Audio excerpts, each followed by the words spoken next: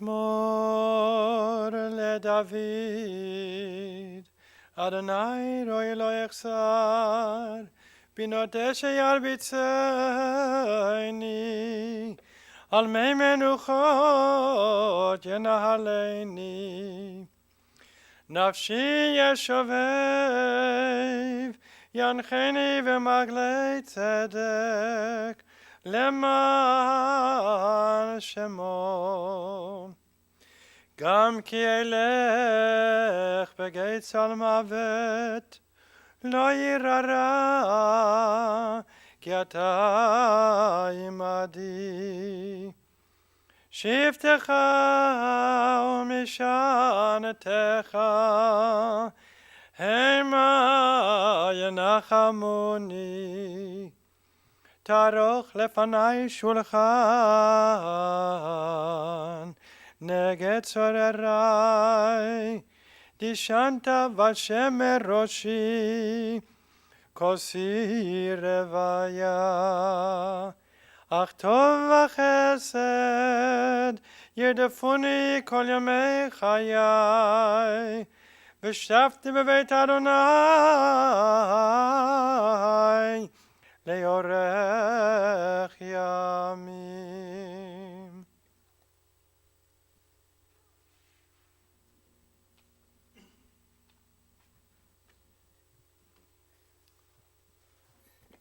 A Psalm of David. The Lord is my shepherd, I shall not want. He makes me lie down in green pastures. He leads me beside the still waters. He restores my soul. He guides me in straight paths for his name's sake. Yea, though I walk through the valley of the shadow of death, I will fear no evil, for thou art with me. Thy rod and thy staff, they comfort me. Thou preparest a table before me in the presence of mine enemies. Thou hast anointed my head with oil, my cup runneth over. Surely goodness and mercy shall follow me all the days of my life, and I shall dwell in the house of the Lord forever.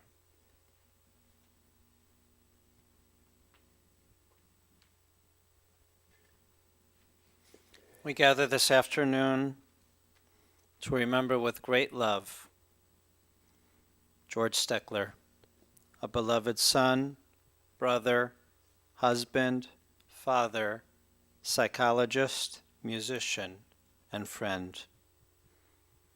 And just before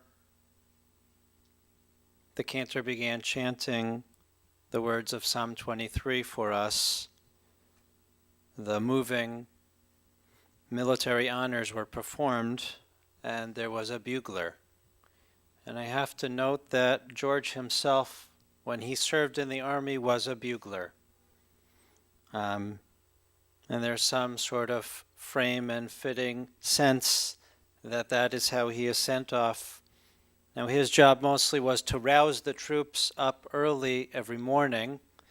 He was an early riser, thankfully.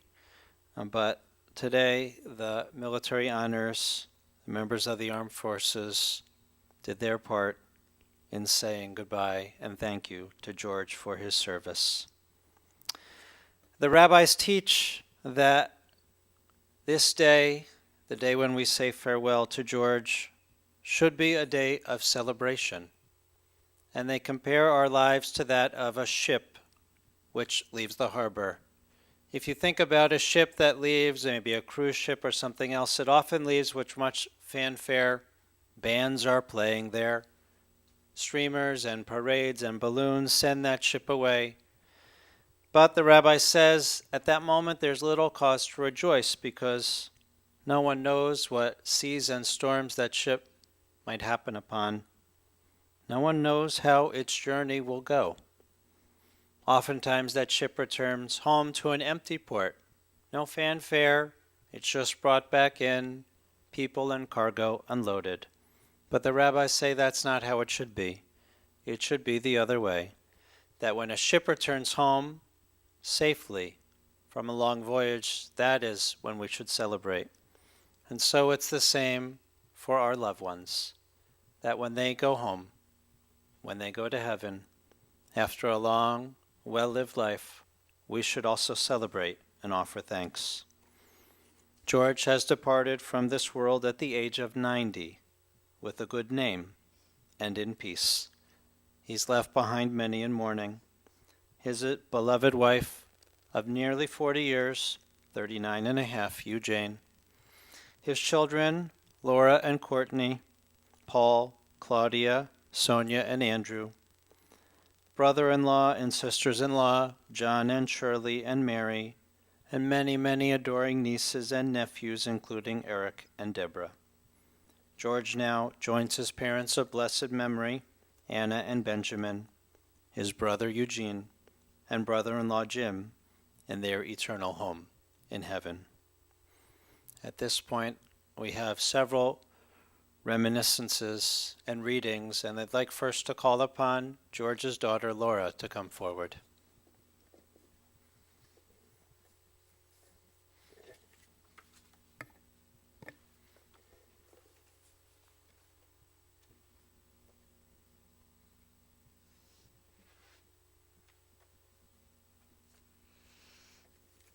Hello, everyone. I wanted to share a story with you about my dad. He had a story that he liked to tell about me when I was a little girl of about 3. He took me to an exhibit at the Art Museum in Cleveland, and there were some nude paintings in this exhibit, and apparently I said, "Daddy, Daddy, that lady better put her clothes on or she's going to catch a cold." And everybody laughed, and my father liked to tell me this story, and he told me this one and several others repeatedly over the years. And maybe 10 or 20 years ago, I'd go, "Dad, you told me that story already." And in the last year or so, and I realized he was really not going to be with us forever, I just listened patiently and was really grateful for him remembering this and cherishing it, and I could cherish it as well. So I'd like to read a poem by Khalil Gibran that I think really captures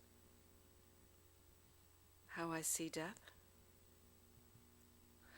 For what is it to die but to stand naked in the wind and to melt into the sun? And what is it to cease breathing but to free the breath from its restless tides, that it may rise and expand and seek God unencumbered? Only when you drink from the river of silence shall you indeed sing, and when you reach the mountain top, then you shall begin to climb. And when the earth shall claim your limbs, then shall you truly dance. Thank you.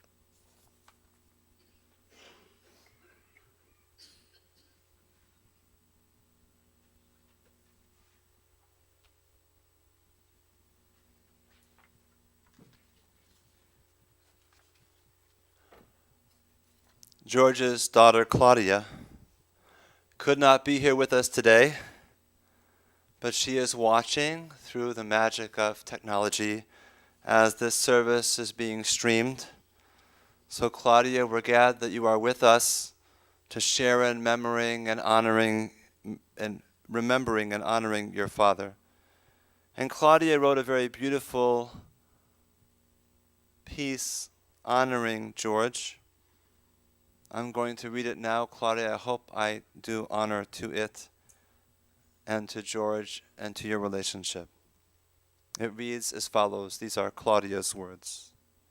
For Daddy-O. My father grew up in Brooklyn with his parents, Benjamin and Anna.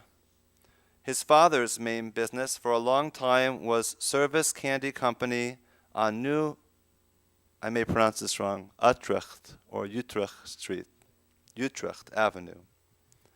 He later split with his partner and opened a new business on either Surf or Neptune Avenue in Coney Island. Grandpa Ben completed 10th grade, having to drop out to support his family. Grandpa Ben started out as a salesman of flour, Flour. My dad's paternal grandfather was named Morris Steckler, and he was a tailor. One of the stories my father used to tell me about was when he was about 5 years old. He was with his mother, Grandma Anna. It was the morning of the big crash, beginning of the Great Depression. Grandma Anna went to the bank, and they had closed their doors. They had lost all their money. I can't remember if he said it was 5,000 or 50,000, but whatever it was, he said it was a lot of money for that time. He had a younger brother, Eugene, my Uncle Jeannie. Both of them had vivacious personalities. Jeannie continued in the candy business. My father went to James Madison High School and then Brooklyn College. He worked the summers in the Catskills, playing in the hotel bands. He then moved to Cleveland to attend Case to obtain his Ph.D. in psychology. He worked at Fairhill and had his first private practice office briefly on Coventry. He soon moved his office to the first of 2 separate offices on Cedar Road, across from the May Company. My father did enlist during World War II. He was born with clubbed feet and had the first successful surgery to correct it. During World War II, he was assigned administrative work because he was colorblind. But toward the end, the military was getting desperate, and he was training with a group of men to go over to the Battle of the Bulge. His arthritis in his foot had developed at an early age, and that saved him from going. His arthritis did some good things for him, too, and some of us wouldn't be here in this room had he gone on to serve in the Bulge. I started calling my father Daddy-O early on. Some of you are too young to remember an old TV show called Dobie Gills. Dobie had a best friend named Maynard that used to play the bongos and always said, "Hey, Daddy-O." It was a big saying back in those days. I have many fond memories of my dad, but here are some of them. When I was about 4, I woke up the night before Hanukkah, and I snuck down the staircase halfway and peeked around the railing. I saw my father wrapping presents. It was in that moment I realized there was no Hanukkah Charlie. About a year later, it was bath time, and he was on bath duty. My cool older sister had bubble bath in bottles in the characters of the Beatles. I begged him to use the soap.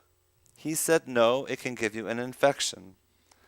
I asked innocently, "Do the Beatles know that this can give me an infection?" I labored staring at those Beatles bottles, very upset with the Beatles and how they could sell something that would make me sick. I remember after the British invasion, when he went to a meeting where they would discuss the psychology of the Beatles and whether it was healthy or good for teens. They decided that no, they were not good for us.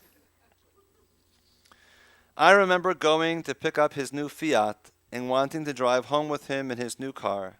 I just wanted to go with Daddy. We would go to the JCC. We would go in the pool, and I didn't know how to swim. He would be holding me and talking with his friend. I would tell him, "Please, don't drop me." And it seemed like every time he dropped me. Maybe he was trying to teach me how to swim. Afterward, we would go, and he would buy me my favorite ice cream sandwich. When I was a little older, he would take me and my friends in his car. We would all pile into the back of the station wagon, and he would take us to Red Barn. He always loved going shopping, and often with him on weekends to Uncle Bill's. It was like a predecessor to Costco. My father used to smoke a pipe. I wanted him to stop, so I threw them all away in the incinerator. He found them before they burned. and was so mad at me. Every morning in the summer, or if I was home from school, I would stand in the front window and wave goodbye as he backed out of the driveway until he waved back. My father's passion was his trumpet playing. He played nightly. He would stay up late, and I would often stay up and watch the Tonight Show with him. But the trumpet was always my lullaby. I was a picky eater as a child. We had a drawer in our kitchen table. Whenever we had vegetables, I would take them from my plate and hide them in the drawer. When I was an adult, I was telling him about this big secret of mine, and he said, "You think we didn't know that?" There were family vacations. Toronto, New York City, Montreal. We actually went to a resort called Green Acres. One vacation, he got a call to play with the Jackson 5 that were in town. I said, "Dad, we have to go home." Sadly, we stayed on our vacation. One time I did get a chance to see him perform in concert with the OJs. I was always so proud to watch him play up there on stage. He drove me and my boyfriend on our first date to a movie at Center Mayfield. We went to see American Graffiti. My father would play in the band for the Browns on most Sundays. He played the day it was -30 and it was in the playoffs. His trumpet stopped functioning. He taught me to drive a stick shift, which I am forever grateful for, as well as how to parallel park after I flunked the first attempt. I am an expert now. When I think of my dad, I think of a chilly fall Sunday, having a bowl of soup and watching a Browns game. He loved sports, music, current events, and politics. I know a lot of that has rubbed off on me. I am so lucky to have a recording from one of his big band gigs. But what I most treasure is a voice recording I have saved for the last 2 years. He called and spoke in this funny Russian accent to wish me a happy birthday. It seemed everything that it wasn't. Happy birthday, happy Hanukkah, Thanksgiving, Christmas. I am so grateful that I got to be with him for several days toward the end of March. I will hold on to all these memories and treasure that voice message, as that's all I have left of him. But they will be with me in my heart and the sound of his voice and his trumpet in my head forever. I honor my father. Love, the youngest from the batch, Claudia.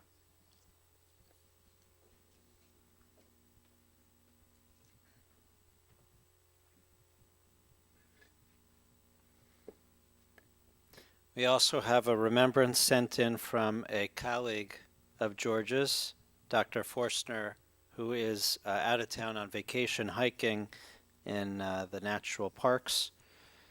And this is what she sends. Regretfully, I'm out of town, but I'm honored to share a few thoughts. It has been my pleasure to have been a colleague of Dr. George Steckler since the early 1980s. We studied the psychological test, the MMPI, together in a monthly educational group. His astute insights and sharp wit were second to none. The warm compassion he had for his patients prevailed throughout his entire lifetime. He never retired, never lost his passion for his work. My partners and I almost had the benefit of him joining our practice at 90 years of age. His wisdom, smile, and unconditional acceptance has been a priceless gift to me and those lucky enough to have known him. Thanks, George. The psychological community has lost one of its best.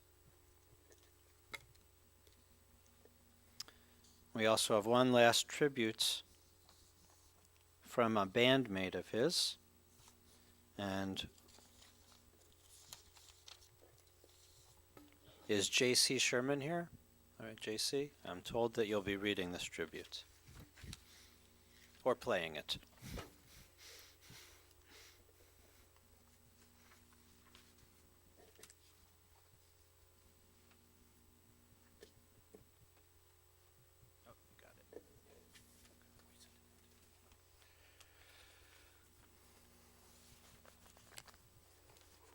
Personally, I knew Doc from the Hermit Club band, and it always astounded me. He was such an inspiration as a player that someone of his advanced age, when I met him in the end of the 90s, could play the way he did, let alone for another decade and a half and no more. Very inspiring musician. For my friend Al Couch, he asked me to deliver these words.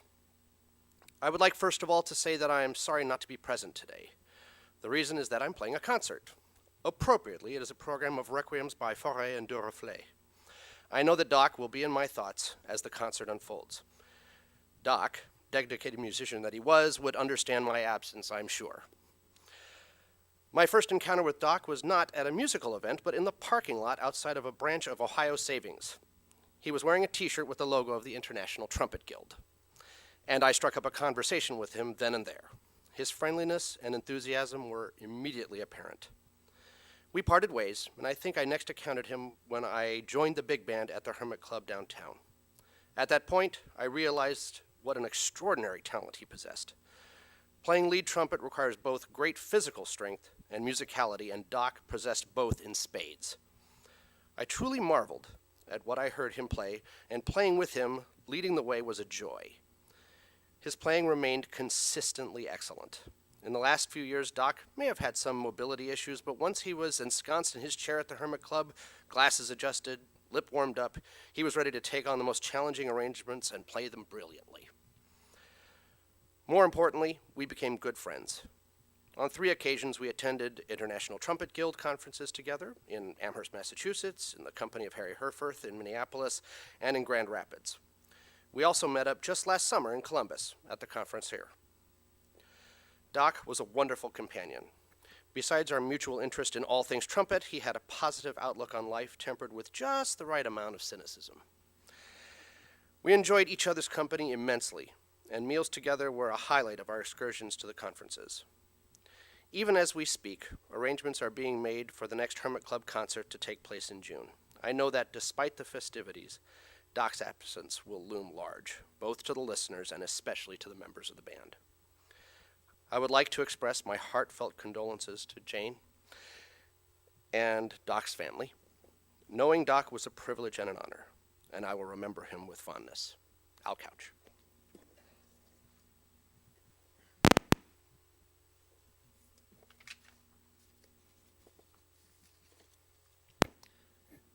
Kindness, a zest for life, an all-around good guy. Dr. George Steckler lived a life filled with love and sweetness. He was mellow and easygoing.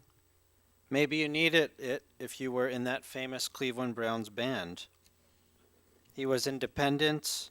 He had an inner strength. He was so smart and very funny. He was a healer and a musician. He always saw the funny side of things. Most important to George was his family. He loved you all so much. He made you laugh with his silly songs and terrible puns. He was strong-minded. When he had his mind set on something, there was no stopping him. It's hard to fathom that he was 90 years old. I have to say personally that when I knew him the last 15 years, I always thought he was at least 20 years younger. That's because of the way that he lived his life, helping others, listening to his patients, playing music to lift up and inspire, holding his family so close to his heart. George left everyone better than he found them, and if you didn't know him, you most certainly missed out. George and Jane first met in the hospital at Mount Sinai. You were both patients. George was having knee surgery. Jane was in for her own issues, and a nurse turned to Jane and said, "You have to meet this other psychologist on the floor." So Jane got up the courage, went over to George, but the whole time he complained about his knee. In fact, Jane said he was whining. That was a turnoff. Well, sometime later, a mutual psychologist friend was throwing a party and both were invited. Jane knew that George wanted to meet her again, but Jane had worked all day. She was tired and decided not to go to the get-together. Well, it so happened that Jane's cleaning lady was working the party. She called Jane on the phone and said, "You have to come over because George is getting tired," and was planning to leave soon. So Jane schlepped on over. You met George again there, this time on better terms, no complaining. And suddenly neither of you were tired. You talked all night long, and as we say, the rest is history. You were married nearly 40 years ago, on November 20th, 1976, and you told me that you never had a fight because you just make him laugh. He'd play Stump the Jane game. That's a game where he'd play a song on his trumpet or hum the music loudly, and Jane would have to sing the words. You love cooking together, listening to music together, and of course, working together. George was the best dad. You couldn't ask for better. He always had good advice and was so rational. He shared his inappropriate sense of humor with the kids, those goofy bad puns that he loved. He never stayed angry. He was always there when you needed him. Andrew, you told me that Dad was one of your best friends. Whether fishing together, watching a ball game, talking sports all night, he was a Brooklyn transplant that traded in the Yankees for the Cleveland Indians. You see, he arrived here in 1948 to see Cleveland's last World Series victory. Andrew, you told me you'd go to Browns games together, but when they were so bad, you'd sneak out after the first half. You told me Dad was simply the best. He taught me everything I ever needed to know. He taught all of you an appreciation for learning, for the arts, for reading, and of course, music. Sonia, you talked to me about how sweet Dad was, and that these last 18 months, moving back home, you really enjoyed that time, especially driving Dad to his gigs, helping carry his equipment, and bonding so much, much more. Sonia, from years gone by, you used to call your dad Dortz. That was the first way that you said George, and he loved that you called him Dortz. In fact, that nickname became his email address. You shared with me that the family shared so many times taking those family trips together, the annual trip down to the beach in North Carolina for at least 15 years. Very special memories. Laura, you shared with me a lot of silly memories of Dad. How he would tell really funny bedtime stories each night, featuring his made-up character, Bumpy Tushy McGee. Tushy Bumper McGee. I got to get it right. I think you need to publish it now. And years later, you asked Dad whatever happened to that guy. And he said he died because he bumped the wrong Tushy. I guess it's true. You remember playing press the button game, pressing his belly button, and he turned into some type of monster, and you have to pour imaginary water over his head to curtail the monster. Lots of great memories. As a child, you were certain that your dad knew everything. He'd read 2 papers every single morning. He taught you how to play the trumpet. You'd play trumpet either alongside of him or play the piano and accompany him on the trumpet. And you told me that today you can still smell his trumpet. You know that smell and even the taste from the times that you got to play it. At night growing up, your dad would tap out Morse code for you, saying the words, "I love you." You shared with me that Dad may have had a complex life, 2 sets of kids, but somehow he made you all feel loved, that no one was left out. George worked hard in his practice. He was an incredible healer. His patients loved him not just for his intelligence, but also for his manner and kindness.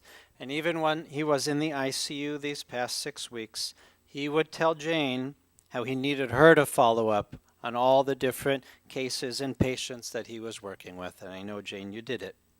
A past president of the Cleveland Psychological Association, he participated in so many years of continuing ed. He was a very gifted clinical psychologist, and he worked alongside you, Jane, for more than 30 years. He was a chauffeur blower here in Cleveland years ago, as well as that bugler in the Army. He loved chocolate. He always had a stash hidden somewhere. He hated pickle herring, but would buy it for Jane from Corky's to show how much he loved you. He was the dog's favorite at home. The puppy would run in and lick his bald head and stand right next to him. He was very regimented. George had a daily routine. He took very good care of himself. Every morning he'd wake up early, go and play tennis. Then he'd see patients all day long, working very hard, and then go out to those late-night gigs at night, playing trumpet all night long. Maybe that's how he stayed so vibrant and young. He loved to read crime novels and mysteries, and for years he grew tomatoes. The first thing he did when he got home was check on those tomatoes. In these last few weeks since his fall, George never complained. He always remained strong, thanks to the love and support from all of you. You've been by his side all along the way, flying in to be with him, talking and Skyping.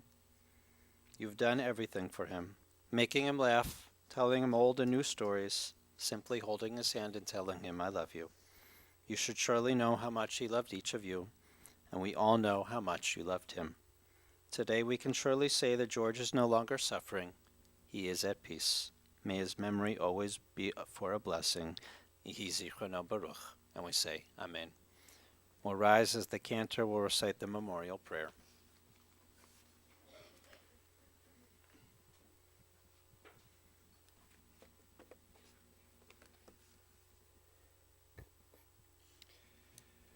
Eloha sheli yichod, Chanun v'rachum, Erech apayim v'rav chesed, Hametzei chapar hapesha, V'akravat yesha, U'menucha nechona tachal kanfei hashechina.